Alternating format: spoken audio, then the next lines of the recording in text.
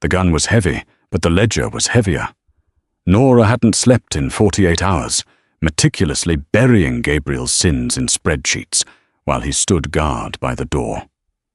Exhaustion finally won, dragging her into a dreamless void against the steady, thumping rhythm of his chest.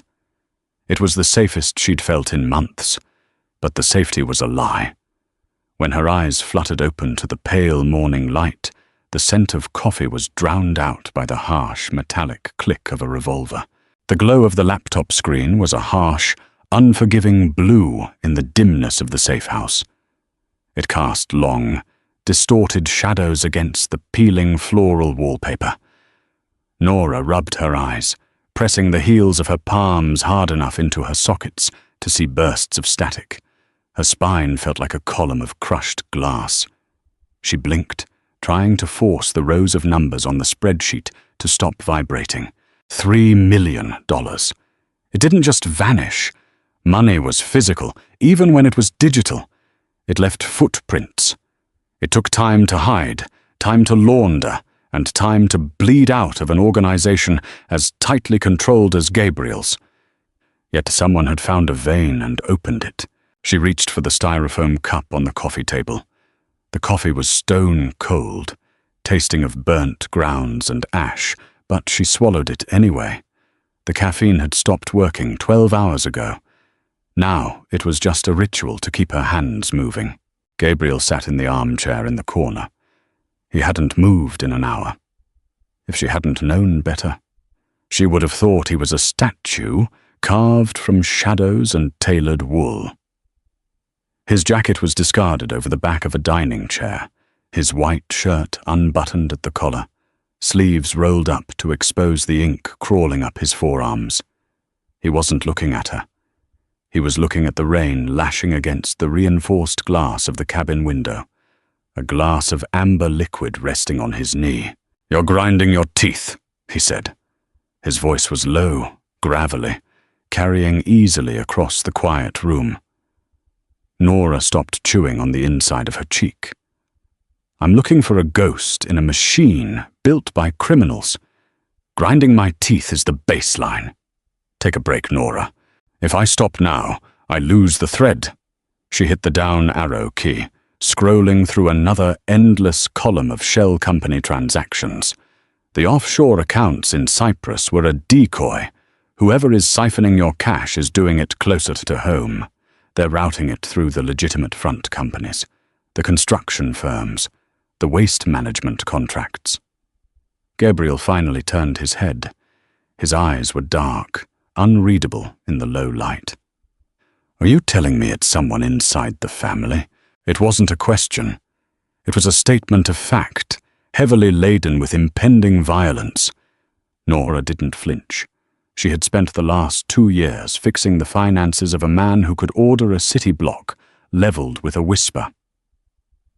You didn't survive in this ecosystem by being timid. You survived by being indispensable and by being right. I'm telling you that whoever did this had your security clearances, knew the exact dates of your cash drops, and understood the routing algorithms better than your own tech guys. She hit a few more keys, pulling up a secondary ledger. It's an inside job, and they're getting sloppy, or bold. Gabriel set his glass down. The ice clinked against the crystal. He stood, moving with that quiet, heavy grace that always made the air in the room feel instantly thinner. He walked over to the leather sofa, where Nora was hunched over the coffee table, and sat down heavily beside her. The cushions dipped under his weight. He leaned forward, resting his elbows on his knees, peering at the screen. The proximity was startling. She could smell him. Rainwater, old leather, the sharp tang of gunpowder, and the distinct, clean scent of expensive soap. "Show me," he said. Nora pointed a trembling finger at the monitor. "Here, the structural steel invoices for the high-rise downtown. They're over-invoicing by exactly 14% on every shipment. The excess funds are being diverted to a holding company in Delaware. A company that was registered 3 days after you promoted your new underboss. Gabriel stared at the numbers. He didn't blink. The muscles in his jaw feathered, tightening and releasing. He didn't erupt. He didn't swear. The quiet was worse. It was the sudden, dead calm before a hurricane makes landfall. "Keep digging," he instructed softly. "I want a name attached to that Delaware holding company by morning." "I can't," Nora whispered. Her voice cracked. She hadn't realized how completely drained she was until she tried to speak. "My brain is misfiring, Gabriel. I'm looking at 4s and seeing 9s. Give me an hour. Just let me close my eyes for an hour." He turned his head to look at her. She was a mess. Her hair was falling out of its messy knot. Dark circles bruised the skin under her eyes, and she was shaking slightly from the adrenaline crash. The coldness in his eyes dialed back, replaced by something heavier. "Lean back," he said. "I just need to finish this routing number." "Nora, stop." He reached out, his large, calloused hand gently but firmly closing the laptop lid. The sudden absence of the blue light plunged the room into a deep, heavy gloom, lit only by the single amber lamp in the corner. "You're useless to me, dead from a stroke. Lean back." She didn't have the strength to argue. She slumped back into the deep leather of the sofa, letting her head loll sideways. Gabriel shifted, extending his legs out, his wide shoulders taking up most of the space. "1 hour," she mumbled, her eyelids already turning to lead. "Sleep," he ordered quietly. She let her eyes close. The cold of the room seeped into her bones, making her shiver. Without a word, Gabriel shifted closer. He didn't wrap an arm around her, didn't make a show of it. He just became a solid, radiating wall of heat beside her. Gravity and sheer exhaustion did the rest. Slowly, imperceptibly, Nora's posture slackened. Her head tilted, sliding down the leather cushion until her cheek met the heavy wool of his shirt. She expected him to push her away. He was not a man who tolerated physical affection, let alone weakness. But he didn't move. She heard the slow, deep intake of his breath, felt the steady, powerful rhythm of his heart beneath her ear. It was a metronome, a biological clock that grounded her frantic, spinning mind. The rain battered the windows. The wind howled through the pines outside the safe house. But inside, anchored against the chest of a man who killed for a living, Nora fell into the deepest, blackest sleep she had known in years. Consciousness returned not as a gradual lightening, but as a slow, confusing ache. Nora's neck was stiff. Her mouth tasted like copper and stale air. She didn't open her eyes immediately, clinging to the heavy narcotic pull of sleep. She was warm. Too warm for the drafty cabin in the Catskills, and the surface beneath her wasn't the slick, cold leather of the sofa. It was firm, rising and falling in a slow, rhythmic cadence. She took a slow breath, inhaling the deep, masculine scent of cedar and washed cotton. Memory crashed back into her skull. The audit, the missing millions, the laptop. Gabriel. Her eyes snapped open. The room was bathed in the thin, grey light of early dawn. The storm had passed, leaving behind a heavy, suffocating fog that pressed against the windows like wet cotton. She was sprawled across the sofa, her legs tangled in a woven throw blanket. Someone, he, must have pulled over her. Her cheek was plastered to Gabriel's chest. He was still asleep, or at least his breathing suggested it. One of his heavy arms rested loosely across her waist, an unconscious gesture of possession or protection. She froze, terrified to move, terrified to wake him. The intimacy of the position felt dangerous, more dangerous than the cooked books on the table. She listened. The cabin was profoundly quiet. No wind, no rain, just the rhythmic thump-thump against her ear. Then, the rhythm changed. Gabriel's heartbeat didn't spike, but it paused, missing a single beat before resuming at a slightly faster, harder pace. The arm across her waist tightened, the muscles shifting from relaxed sleep to rigid tension in a fraction of a second. He was awake. Nora lifted her head, ready to apologize, ready to scramble backward, but a massive hand clamped over her mouth. Gabriel's eyes were open. They weren't groggy. They were completely, terrifyingly alert, fixed on the front window. He pressed a finger to his own lips, his face inches from hers. The message was clear. Do not make a sound.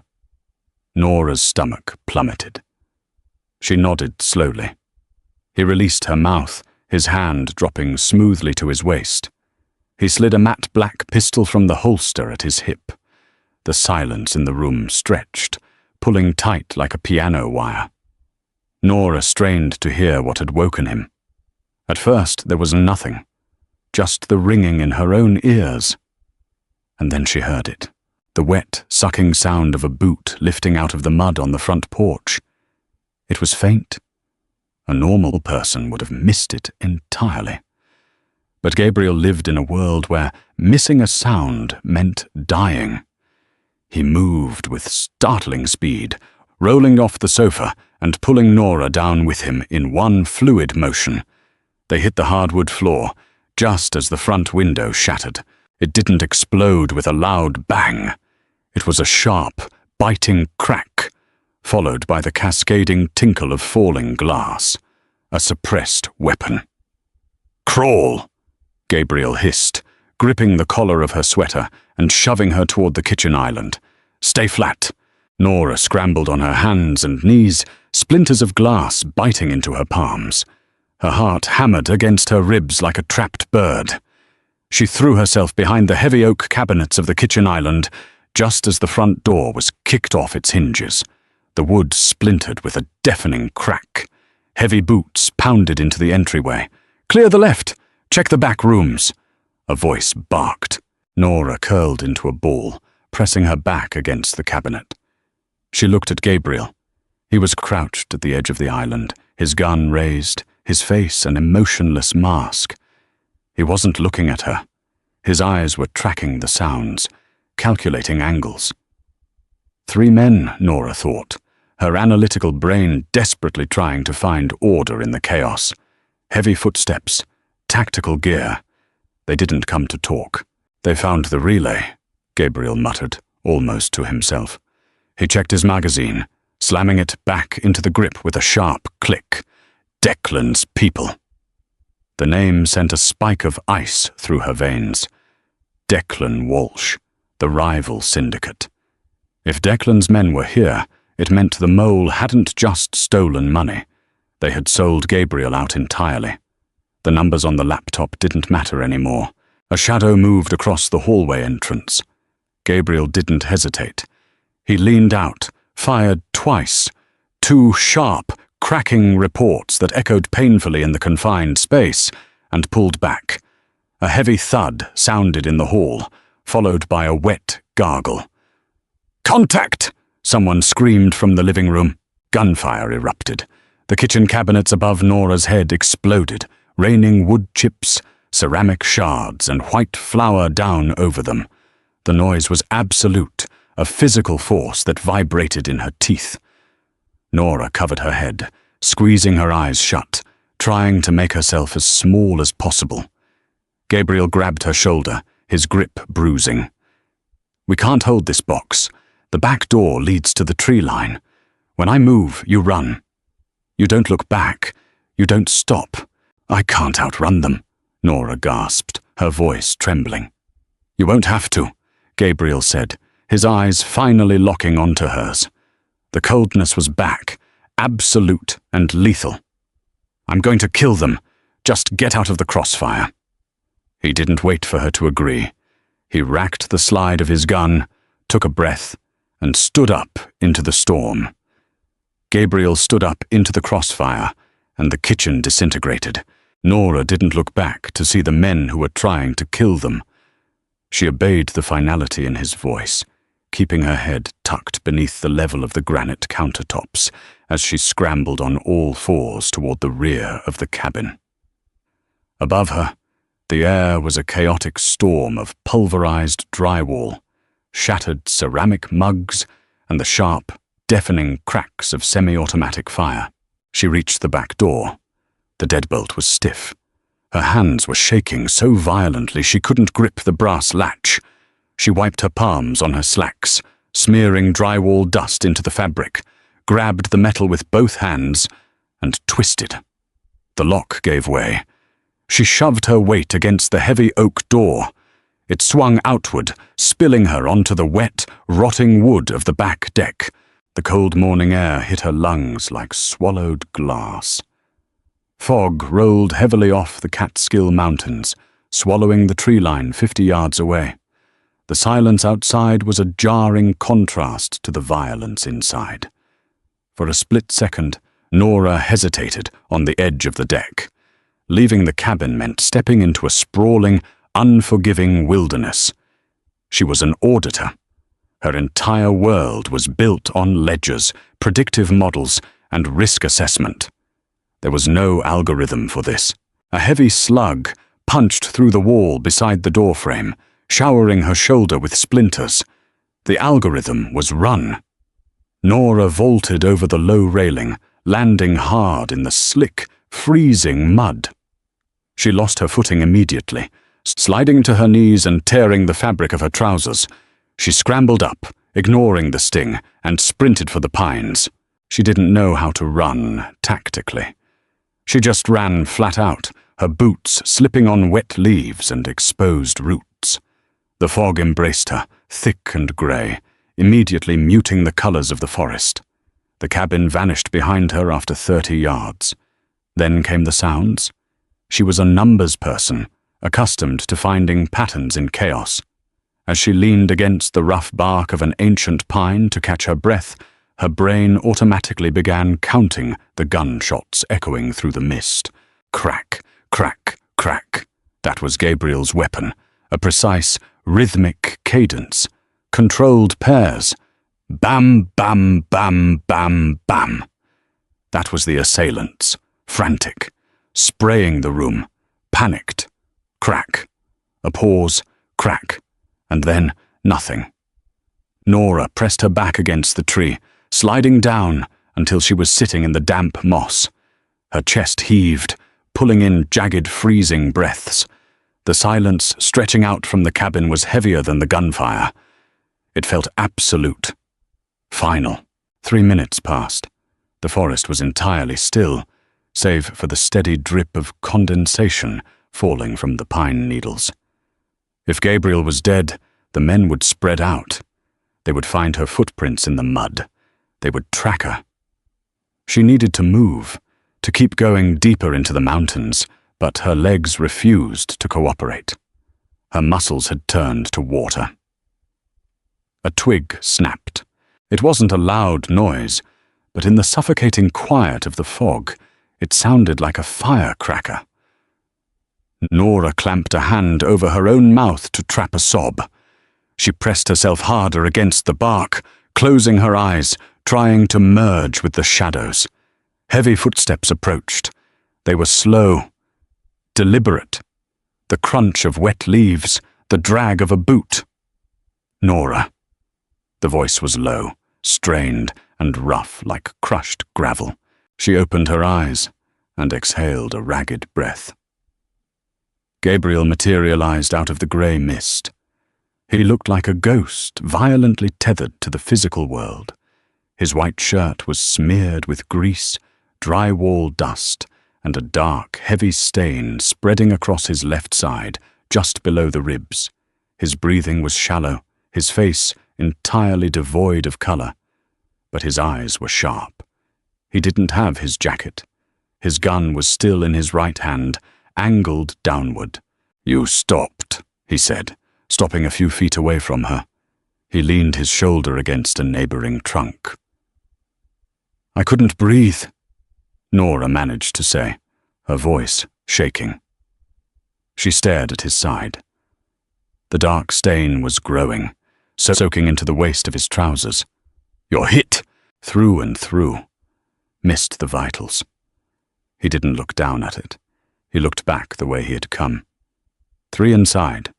Declan sent a heavy crew, but they were sloppy, relied on the element of surprise.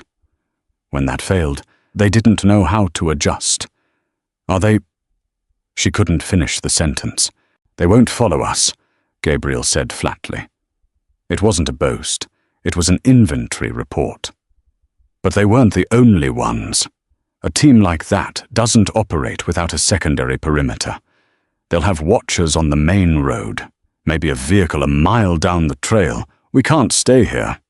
I don't even know where here is, Nora said, finally pushing herself up from the mud. Her legs trembled violently. We're miles from the highway. We have no car, no phones. My laptop is still inside. The laptop is scrap metal.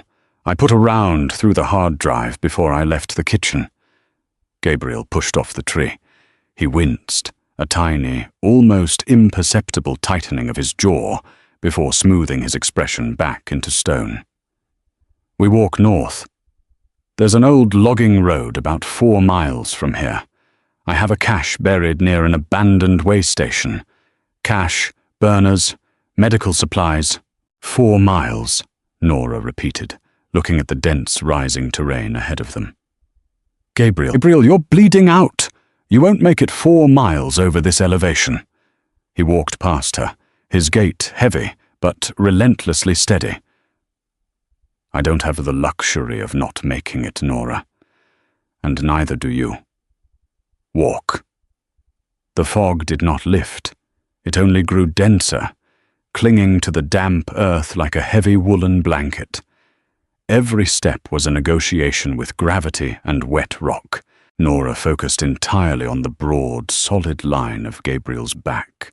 He moved with a punishing rhythm, pushing through tangled underbrush and scaling slick, moss-covered inclines without a word of complaint.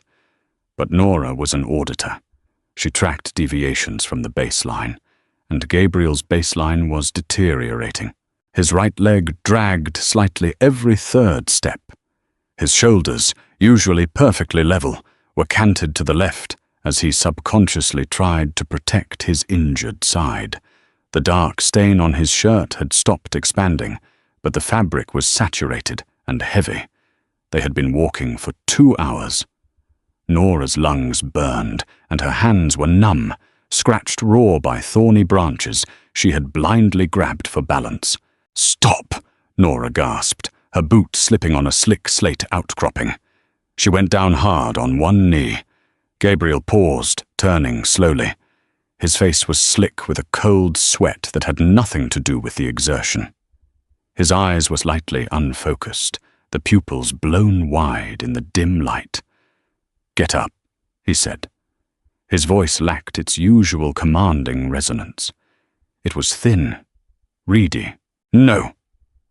Nora forced herself to stand, ignoring the throbbing pain in her kneecap. She pointed to a deep hollow beneath a massive, overhanging shelf of slate rock just off the deer trail they were following. It was dry underneath, sheltered by decades of fallen pine needles. "We stop here for 10 minutes. If you pass out from shock on the side of a ridge, I can't carry you. You're too heavy, and I don't know the way." Gabriel looked at the overhang. He calculated the variables, his eyes scanning the tree line, listening to the heavy silence of the woods. Slowly he nodded. He didn't walk to the shelter. He waded toward it, his legs finally losing their mechanical precision. He ducked under the rock shelf and sank down against the stone wall. His head fell back, hitting the slate with a dull thud. He closed his eyes, his breathing coming in shallow, ragged hitches. Nora crawled under the overhang beside him. The air here was slightly warmer, trapped by the stone. "Let me see it," she said, reaching for the hem of his ruined shirt. Gabriel's hand shot out, clamping around her wrist. His grip was weak, lacking the bone-crushing strength he usually possessed. He opened his eyes. "Don't. You need pressure on the exit wound," Nora stated firmly. The fear that had paralyzed her at the cabin was gone, replaced by a cold, clinical necessity. She was back to fixing a broken ledger, only this time the asset was bleeding. "If it's still seeping, you'll drop your blood pressure too low to keep walking." "Let go of my wrist, Gabriel." He stared at her for a long second, assessing the hard set of her jaw. Slowly, his fingers uncurled. Nora pulled the shirt up. The entry wound on his side was small, a neat, dark puncture. The exit wound on his back was larger, ragged, and sluggishly weeping dark fluid. She didn't hesitate. She unbuttoned her cardigan, peeled it off, and pulled her cotton undershirt over her head. She shivered violently in her bra and the heavy cardigan, but she folded the undershirt into a thick pad. "Lean forward," she instructed. Gabriel complied, gritting his teeth as the movement pulled at the torn muscle. Nora pressed the makeshift bandage hard against the exit wound, leaning her weight into it to apply maximum pressure. Gabriel let out a sharp, involuntary hiss, his hands clenching into fists against the dirt. "Keep breathing," she said, her voice dropping to a calm, steady murmur. She realized her face was only inches from his neck. She could feel the erratic, racing pulse of his carotid artery. "Just focus on the air." They sat in silence for a long time, the only sound the distant, muted caw of a raven. "The Delaware Holding Company," Gabriel said suddenly, his voice raspy. Nora blinked. "What?" "Before I fell asleep. You said the money was moving to a holding company in Delaware. Registered 3 days after I promoted the new underboss." He didn't turn his head, but she could feel the tension radiating off him, separate from the pain of the wound. "You didn't give me the name." Nora kept the pressure steady. Her hands were sticky. "I didn't have a name yet. I just had the incorporation dates and the routing numbers. The LLC was a shell, layered behind 2 other shells in Panama." "Who is the underboss, Nora?" He knew the answer. He just wanted to hear her say it out loud. "Colin," she said softly. "Colin Walsh." Gabriel let out a slow, heavy breath. It sounded like a laugh devoid of any humor. "Declan's younger brother.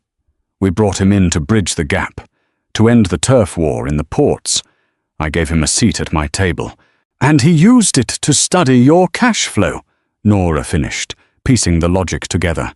"He didn't just steal from you. He learned the routes. He mapped the safe houses. When I started digging into the construction invoices, he knew the anomaly would flag the system. He panicked. He sent Declan's men to wipe the ledger clean before I could trace the final routing number." "He didn't send them for the ledger," Gabriel said quietly. He finally turned his head. His face was inches from hers. The grey light caught the sharp angles of his cheekbones, the absolute, chilling emptiness in his dark eyes. "He sent them for the auditor," Gabriel corrected. "The money is gone. The only thing standing between Colin and a quiet, peaceful life is the one person smart enough to prove he took it." Nora's stomach plummeted. The cold of the mountain finally reached her bones. She wasn't just caught in the crossfire. She was the target. "We need to keep moving," Gabriel said, pushing himself off the rock wall, leaving a dark smear against the slate. "Because if they didn't finish the job at the cabin, Colin will send more men to the logging road." The final 2 miles were a brutal exercise in diminishing returns. Gabriel's pace slowed to a staggered, uneven drag. He stopped checking his flank, his focus narrowing entirely to the 6 inches of ground immediately in front of his boots. Nora walked slightly ahead, turning back every few seconds to ensure he hadn't collapsed into the bracken. The fog had thinned slightly, replaced by a freezing, relentless drizzle that washed the remaining warmth from their bodies. "Over the ridge," Gabriel rasped, pausing to lean heavily against a birch tree. His skin possessed a waxy, translucent quality that terrified her. "Look for a rusted, corrugated roof." Nora scrambled up the final steep embankment, her fingers digging into the slick mud. When she crested the ridge, she saw it. Nestled in a shallow ravine, half swallowed by overgrown sumac and briar bushes, sat the skeletal remains of a logging way station. The roof was a patchwork of oxidized orange metal and gaping holes. A rotting wooden platform stretched out over a gravel access road that had long ago surrendered to nature. "I see it," Nora called back softly, sliding down the embankment to help him up. Gabriel didn't answer. He simply pushed off the birch trunk and waded forward, his eyes fixed dead ahead. They reached the crumbling structure 10 minutes later. The interior smelled of wet decay, animal droppings, and rust. It was dark, the only light filtering through the rusted-out holes in the ceiling. Gabriel didn't stop to rest. He limped straight to the far corner of the single room, where the concrete floor was cracked and heaving over an old root system. He dropped to his knees with a heavy, uncoordinated thud. He pulled a folding knife from his pocket, his hands shaking so violently he dropped it twice before managing to pry up a loose slab of concrete. Beneath the slab was hard-packed dirt. He started digging with his bare hands. "Let me do it," Nora said, dropping beside him and pushing his hands away. His knuckles were scraped white, his fingernails caked in mud. She dug furiously into the cold earth, the coarse dirt tearing at her cuticles. About 8 inches down, her fingers struck hard plastic. Together, they hauled a black pelican case out of the hole. It was heavy, sealed with a rubber O-ring that gave a soft hiss of displaced air when Gabriel unlatched it. The case was meticulously organized. Vacuum-sealed stacks of $100 bills lined the left side. Beside them lay 3 prepaid burner phones, a matte black Glock 19 with 4 extra magazines, and a robust olive-drab medical kit. Gabriel bypassed the money and the weapons. He grabbed the medical kit, unzipped it, and pulled out a foil packet. "Quick-clot combat gauze, scissors, tape." He handed them to Nora. Then, with a complete disregard for his own comfort, he grabbed the hem of his ruined shirt and pulled it over his head. Nora swallowed hard. The makeshift undershirt bandage she had applied earlier was entirely saturated, a heavy, dark red mass clinging to his back. The muscle structure of his torso was carved out of granite, but it was marred by deep purple bruising and the ugly, ragged tear of the exit wound just below his left shoulder blade. "Take the old cloth off," Gabriel instructed, his voice clipped, completely devoid of emotion. He leaned his forehead against the cold, damp concrete of the wall, bracing himself. "Wipe it down with the alcohol prep pads, then pack the wound." "Pack it?" Nora repeated, her hands hovering over his back. "The combat gauze is impregnated with a hemostatic agent. It burns. You have to push it directly into the cavity to stop the internal bleeding, or I'm going to bleed out internally before sunset." He didn't turn around. "Do it, Nora. Do not hesitate." She tore open the alcohol pads. Her hands were shaking, but her mind abruptly compartmentalized the horror. This was just another broken system. It required a fix. She wiped the blood away from the jagged edges of the wound. Gabriel's back arched slightly, the muscles locking into iron cables, but he made no sound. She opened the foil packet of gauze. It felt coarse and dry. "I'm sorry," she whispered. Then she pushed her fingers into his torn flesh, packing the gauze deep into the exit wound. Gabriel let out a low, guttural sound that vibrated in the concrete walls. His hands flexed against the floor, cracking a piece of loose stone into dust. Nora worked mechanically, tears blurring her vision, ignoring the heat of his blood on her fingers. She packed it tight, then taped a thick square dressing over the top, wrapping a wide roll of medical tape entirely around his chest to secure it. When she finished, she fell back on her heels, gasping for air as if she had been the one holding her breath. Gabriel stayed slumped against the wall for a long moment. Slowly, the rigid tension in his back began to ease. He turned to face her. His face was still pale, but the glassy, unfocused look in his eyes had receded. "You have a steady hand," he said, reaching into the kit for a bottle of water. He uncapped it and handed it to her first. Nora took a long drink, the cold water shocking her system. "I audit ledgers for a living. I find missing decimals. I don't dig bullets out of people." "You didn't dig it out, it passed through." He took the bottle back and drank the rest in one long swallow. He leaned against the wall, his dark eyes locking onto hers. "You're not an auditor anymore, Nora. Colin saw to that. You're a liability to a man who just stole $3 million and a syndicate seat." "I have the offshore routing numbers memorized," Nora said quietly. "He doesn't know that. He thinks destroying the laptop erased the trail." Gabriel tilted his head, a flicker of genuine respect crossing his exhausted features. "You memorized a 12-digit alphanumeric sequence and a series of Cayman routing codes while under fire. I memorized them at 3 a.m. when you told me to go to sleep."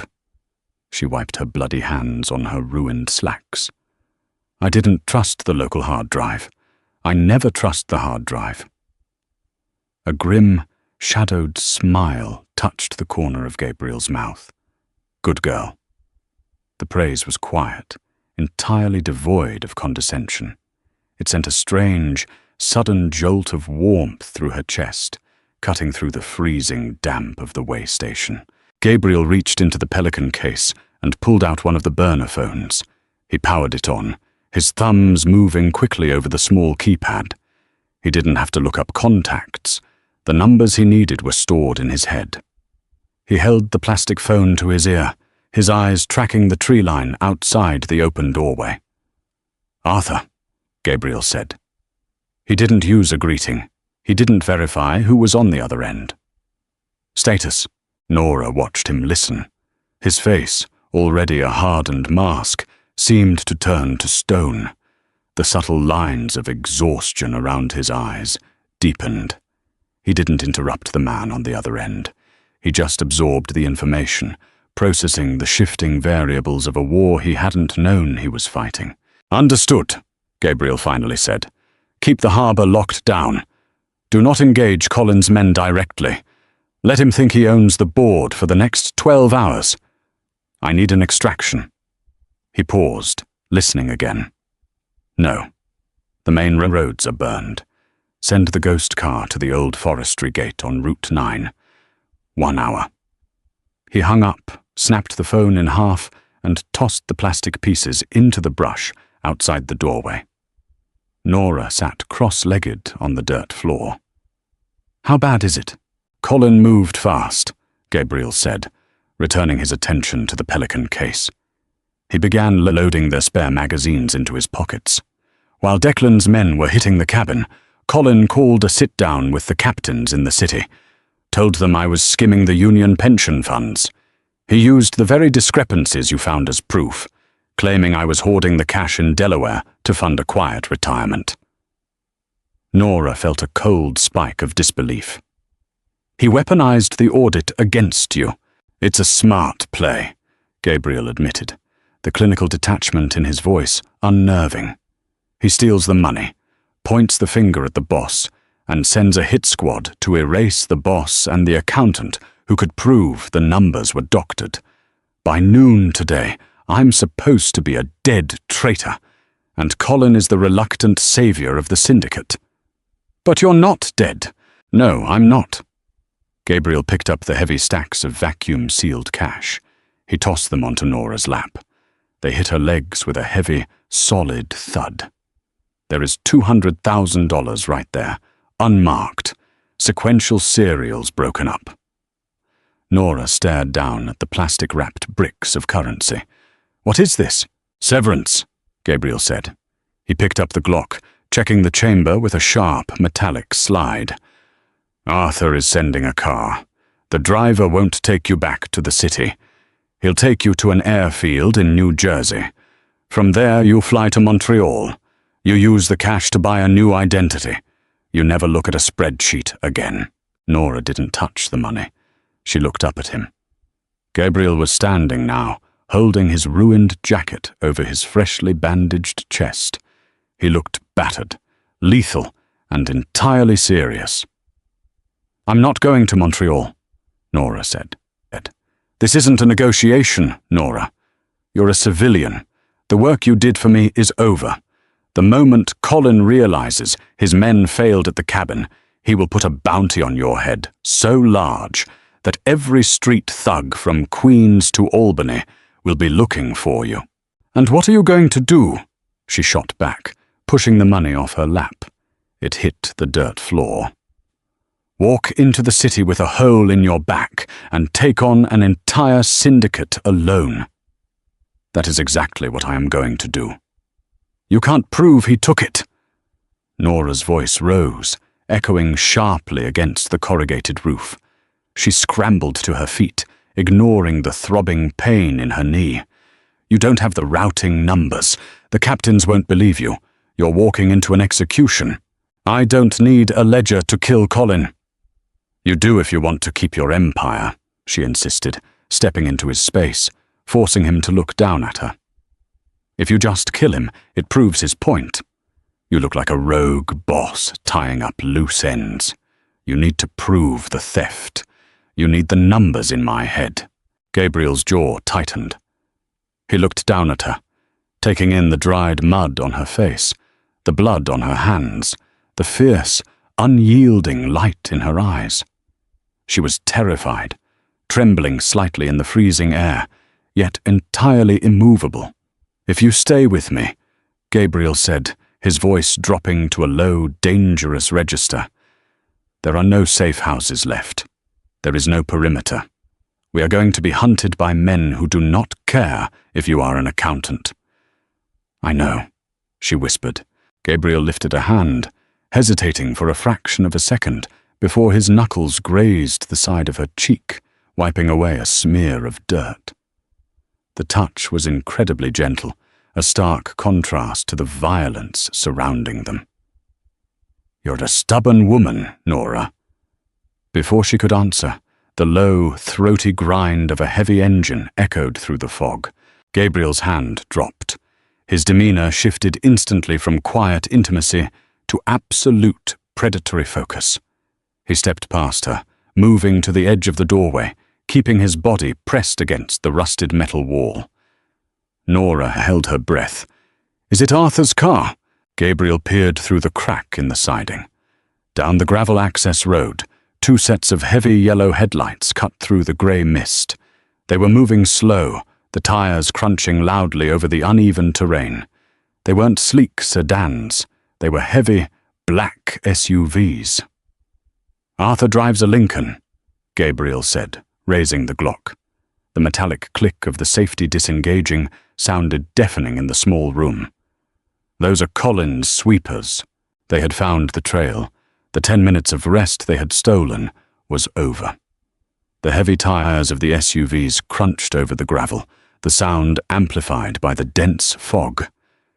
Gabriel stepped back from the rusted siding. He didn't look at Nora.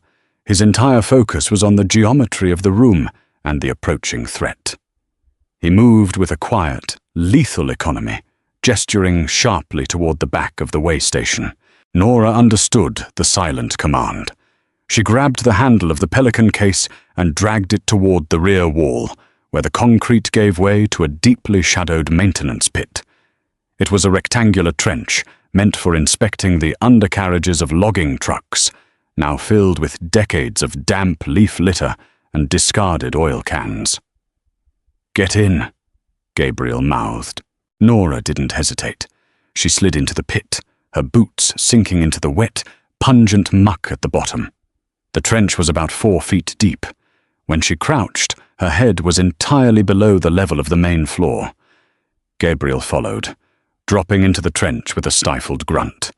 He positioned himself at the edge, resting the barrel of the Glock on the concrete lip. He pulled a spare magazine from his pocket and laid it precisely 2 inches from his left hand. Outside, the vehicle engines cut off. The sudden silence was worse than the mechanical roar. It meant the men were moving on foot. Car doors opened and closed with heavy, armored thuds. Low voices muttered in the mist, coordinating angles. Nora crouched beside Gabriel's leg, her knees pressed into the freezing sludge. She hugged the Pelican case to her chest like a shield, though she knew the hard plastic wouldn't stop a rifle round. Footsteps approached the open doorway, heavy boots on wet gravel. "Look at the mud on the threshold," a gruff voice noted. "Fresh tracks. 2 sets. They're inside." Gabriel didn't move. He controlled his breathing, matching the rhythm of the dripping water falling from the rusted roof. He was waiting for them to commit. He was letting them funnel themselves through the narrow choke point of the doorway. A flashlight beam cut through the gloom, sweeping across the cracked concrete floor. The beam bounced erratically, illuminating the freshly dug hole where the cache had been buried. "Cache is empty," the voice called out. "Clear the corners." 2 men stepped over the threshold. They moved tactically, sweeping the left and right sectors of the small room with mounted weapon lights. They wore dark tactical gear, identical to the hit squad at the cabin. Colin hadn't sent local muscle. He had hired professionals. They stepped further into the room, their weight testing the rotting floorboards near the center. The structure of the old way station was treacherous. Gabriel knew this. He waited until the lead man stepped off the solid concrete and onto a section of wooden decking that was visibly sagging under the dampness. The wood groaned sharply under the man's weight. He paused, looking down. In that fraction of a second, Gabriel stood up from the trench. He didn't yell. He didn't issue a warning. He simply raised the Glock and fired 2 suppressed rounds into the center mass of the lead man. The heavy thwack of the bullets finding flesh was sickeningly loud in the confined space. The man crumpled backward, his weapon discharging wildly into the corrugated ceiling as he fell. The deafening roar of his unsuppressed rifle shattered the quiet of the mountain. The second man pivoted, aiming his light toward the trench. Before he could pull the trigger, Gabriel shifted his aim and fired twice more. The flashlight shattered, plunging the room back into a chaotic, strobe-lit darkness as outside shooters began firing blindly through the rusted walls. "Down!" Gabriel shoved Nora hard into the bottom of the pit. Bullets tore through the thin metal siding above their heads like paper. The air filled with flying rust, pulverized concrete, and the sharp scent of cordite. The noise was absolute, a physical pressure that squeezed Nora's eardrums. "They're firing blind!" Gabriel yelled over the din, crouching low over her to shield her from the falling debris. "They don't know the layout. We move now." He grabbed the handle of the Pelican case from her grip. "Follow my belt. Do not stand up." Gabriel crawled rapidly down the length of the maintenance pit.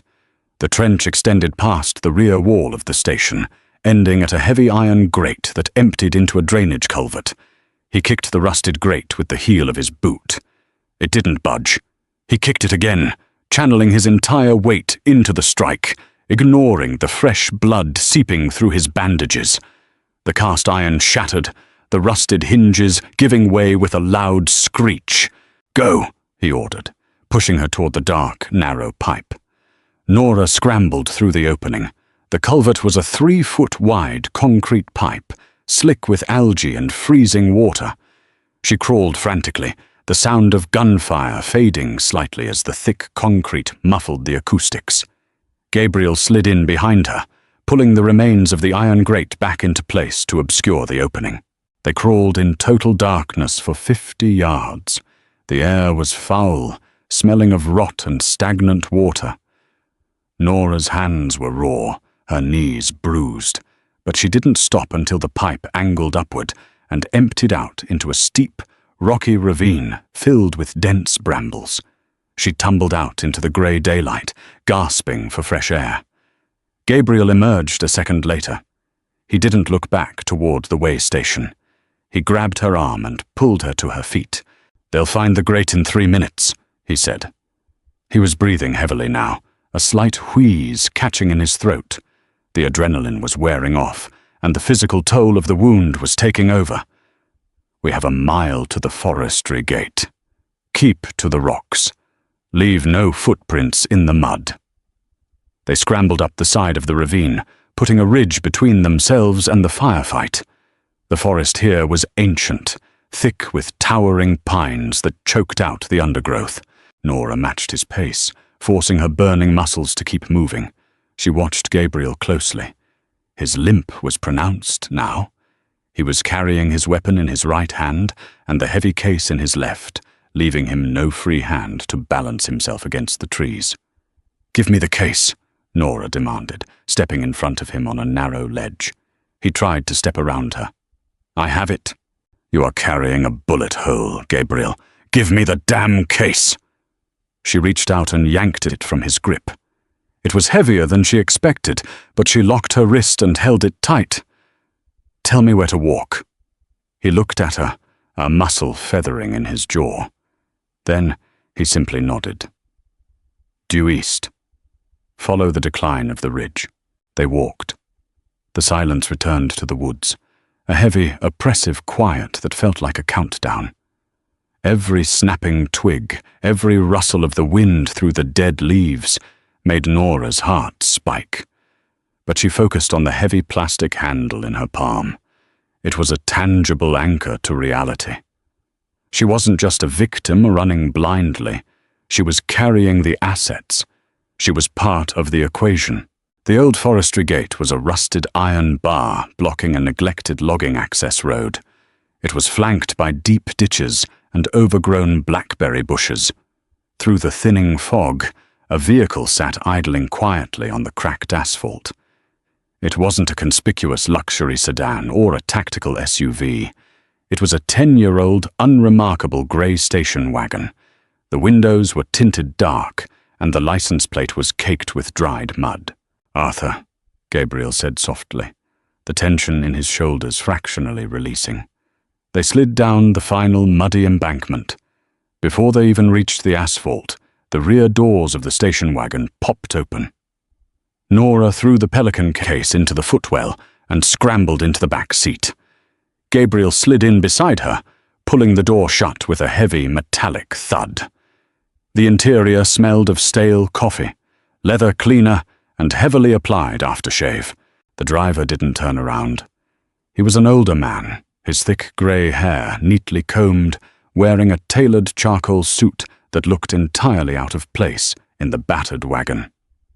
He put the car in drive and accelerated smoothly, steering away from the mountains without turning on the headlights. "You look terrible, boss," Arthur said. His voice was calm, possessing the smooth cadence of a man who had spent 40 years negotiating peace and ordering violence in equal measure. "I've been better," Gabriel muttered. He leaned his head back against the headrest, closing his eyes. His skin was the color of old parchment. "Did they follow the route?" "Collins' sweepers are tearing up the main highway looking for a black Lincoln," Arthur replied, his eyes checking the rearview mirror. "They don't know about this car. We have a clear run to the city limits, but the city itself is locked down. Colin called a meeting of the 5 families for 8 o'clock tonight. He's formally presenting the evidence of your embezzlement and asking for their blessing to take the seat." "He moves fast," Gabriel said, his voice weak. "He has to," Nora spoke up. The heater in the car was blasting, finally thawing the ice in her bones. "The money is sitting in a Delaware holding company. It's a temporary escrow.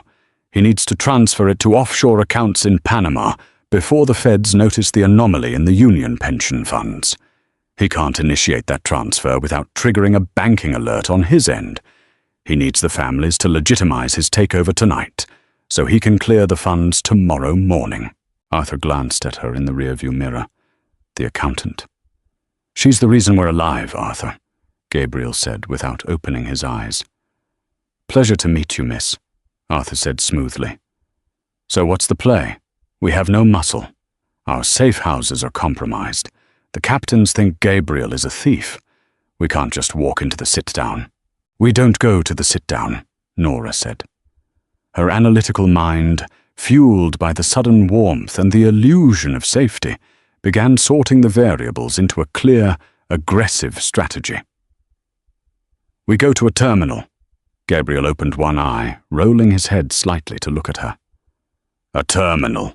I have the 12-digit alphanumeric routing sequence memorized, Nora explained, leaning forward, resting her arms on the back of Arthur's seat. I know exactly where Colin parked that $3 million, but it's behind an encrypted firewall. I need a secure, hard-wired terminal with direct access to the SWIFT banking network. If I can get in, I can freeze the holding company. Freeze it? Gabriel asked. I can flag the Delaware LLC for international money laundering with the Treasury Department, she said, a sharp, cynical smile touching her lips. I trigger a localized audit alert. The funds will be locked in federal escrow for 90 days. No one touches it. Not you, and certainly not Colin. Arthur let out a low whistle. If Colin can't access the money, he can't pay the bribes he promised the captains to back his coup. Exactly, Nora said. He walks into that sit-down tonight, promising them a new era of wealth. If we freeze the accounts an hour before the meeting, his own financial guy will panic and tell him the money is gone. Colin will look like a liar. The captains won't back a leader who loses $3 million on his first day. Gabriel sat up slowly, wincing as the movement pulled his bandaged side. He looked at Nora, truly looking at her. She was covered in mud, her clothes were torn, and her hands were stained with his blood. But her eyes were sharp, calculating, and completely fearless. You want to weaponize the banking system, Gabriel said, a quiet reverence in his gravelly voice. He used my audit to frame you, Nora replied evenly. I'm going to use his bank to ruin him. Where do we find a secure SWIFT terminal in a city that's actively hunting us? Arthur asked pragmatically. Nora sat back against the leather seat. We don't need to break into a bank. We just need to go to the one place Colin wouldn't dare look for us. The one place that has secure, fiber-optic access to the global markets. Gabriel understood immediately. A dark, dangerous grin spread across his pale face. The corporate headquarters of the Walsh family, Gabriel said. Declan's legitimate front. They own a hedge fund in Midtown, Nora confirmed. Servers on the 50th floor. Secure. Hardwired. If we can get into Colin's own brother's building, I can lock him out of his own vault. Arthur, Gabriel said, his voice finding its heavy resonance once more. Take us to Midtown. The transition from the wild isolation of the Catskills to the sterile, vertical canyons of Midtown Manhattan felt like crossing into a different century. Arthur bypassed the polished glass lobby entirely, navigating the station wagon down a ramp into the subterranean loading dock of the Walsh building. The dock was a cavern of concrete and humming fluorescent lights, patrolled by a single security guard scrolling on his phone. Arthur didn't draw a weapon. Stepping out in his impeccably tailored charcoal suit, he radiated the quiet, impatient authority of a senior executive whose time was being wasted. He flashed a laminated card, muttered a sharp reprimand about unauthorized freight deliveries, and walked straight to the service elevator. Intimidated by the sheer confidence of the act, the guard simply buzzed them through. Gabriel moved like a man walking underwater. Every step required a conscious, agonizing calculation. He leaned heavily on Nora as they stepped into the stainless steel box of the freight elevator. 3 minutes, Arthur said quietly, watching the digital floor indicator climb. Colin's people won't expect a breach from the inside, but the building's internal network monitors physical logins. If you trigger a firewall lockout, security will swarm the floor. I won't trigger a lockout, Nora said. The doors slid open. The 50th floor was a server farm, a sprawling, windowless expanse of humming black towers, chilled to a crisp 60 degrees to keep the processors from overheating. The air was dry and smelled intensely of ozone and hot copper. Nora moved quickly down the aisle, her muddy boots leaving faint brown smudges on the pristine anti-static tiles. At the end of the 3rd row, she found a standalone diagnostic terminal wired directly into the primary server cluster. Dropping into the ergonomic mesh chair, her fingers hit the mechanical keyboard in a rapid, percussive clatter. She bypassed the standard employee login interface, diving directly into the command line shell. Gabriel leaned against the edge of the server rack beside her. He was fading. The waxy pallor of his skin had deepened, and his breathing was a shallow, wet rattle in his chest. Yet he kept the Glock angled down by his thigh, his thumb resting heavily on the safety. Pinging the Delaware Holding Company, Nora murmured, her eyes tracking lines of green code scrolling across the black screen. He layered it behind a corporate proxy, but used the same sub-routing protocol as the union pension funds. He's predictable. Get it done, Gabriel rasped. Nora typed a 12-digit alphanumeric sequence from memory. The command line vanished, replaced by the stark, minimalist interface of the offshore banking portal. A single account balance appeared. 3,140,000 Tlazuela. He's staging it, Nora said, her heart hammering against her ribs. The transfer to Panama is queued for 7:30 tonight, half an hour before the sit-down. He wants the money cleared before he faces the captains. Stop it. Nora didn't just cancel the transfer. That would only alert Colin's financial team. Opening a secondary window, she accessed the public reporting portal for the Department of the Treasury. I'm attaching the routing numbers to an anonymous tip for international money laundering, she explained, her voice tightening with adrenaline. I'm triggering a localized SWIFT freeze. It flags the account for immediate federal audit. The money gets locked in federal escrow. Untouchable. Do it. She hit the enter key. The screen froze for 3 excruciating seconds. A small loading wheel spun. Then, the balance text changed from stark white to a flashing, cautionary red. Account status: frozen. Federal hold initiated. Nora exhaled a breath she felt like she had been holding since the cabin. It's gone. Colin is broke. The heavy ding of the passenger elevator echoed from the front of the server room. Gabriel didn't flinch. He raised the Glock, his stance widening slightly despite the agony it caused him. Arthur slid a sleek, silenced pistol from his shoulder holster, flanking the server aisle. A man in his late 30s, wearing a tailored navy suit and carrying a leather tablet case, rounded the corner. He stopped dead. He was Colin's chief financial director, a man used to manipulating spreadsheets, not staring down the barrel of a loaded weapon held by a ghost. The color drained from the director's face. His tablet clattered onto the floor. Gabriel. Hello, Finch, Gabriel whispered. His voice was a rasp, but it carried the weight of an executioner's gavel. Checking on the wire transfer? Finch took a terrified step backward. Colin said you were handled. Colin is a liar, Gabriel replied. He gestured slightly with the barrel toward the terminal monitor. Look at the screen, Finch. Finch swallowed hard, his eyes darting to the flashing red text.